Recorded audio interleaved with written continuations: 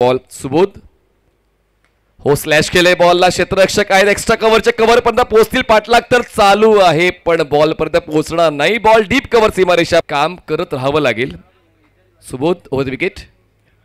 हो यावेळेस bat and pad मधला बॉल पुढचा पाय थोडासा सरकवला आणि बॉलला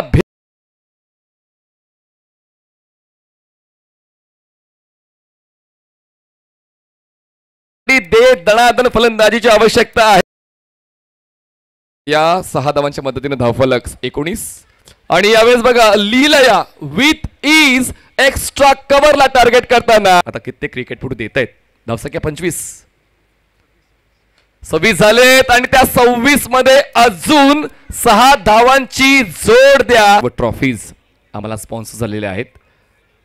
आणि आता खेळ खल्लास सामना जिंकला वेगानं जिंकला द्रुत गती फलंदाजी